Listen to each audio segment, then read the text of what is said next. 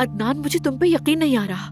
क्या हमने ये नहीं कहा था कि तलाक के बारे में बताने से पहले साइकियाट्रिस्ट से बात करेंगे, और तुमने उसे अपनी शादी का बता दिया? दानिया, पुरसुकून हो जाओ प्लीज। मैं पहले ही साइकियाट्रिस्ट से बात कर चुका हूँ। उसकी हिदायत के मुताबिक ही मैंने बात की है।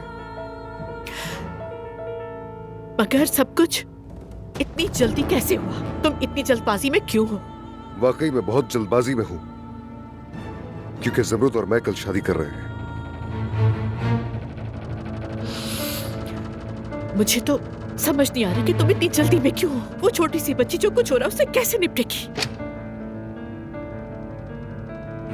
दानिया सही कह रही। आखिर तुम अपनी बेटी की परवाह क्यों नहीं करते अदनान? दादी जान,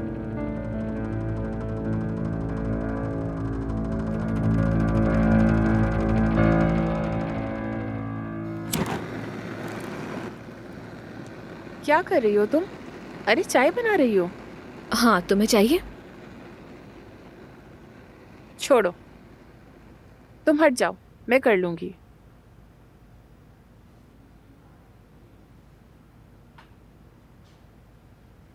तुम लोगों की बातें सुन ली थी मैंने। बाबा को ये शादी मंजूर नहीं, लेकिन मुझे दोनों से ही बहुत मोहब्बत है। मुझे समझ नहीं आ रहा सानिया, क्या करूं मैं? अभी तो तुम बहुत खुश थी। काश रुस्तम अंकल फिक्रमंद होना छोड़ दें और तुम्हारी बात सुन लें, है ना? अब चाहे कुछ भी हो जाए, मैं हार नहीं मानूंगी। अदनान के बगैर जीना कैसा है ये मैं ही जानती हूँ, और बर्दाश्त नहीं कर सकती। सही कह रही हो, तुम्हें अपने प्यार को थामे रखना चाहिए। फिक्र मत करो, मैं थामे रखूंगी।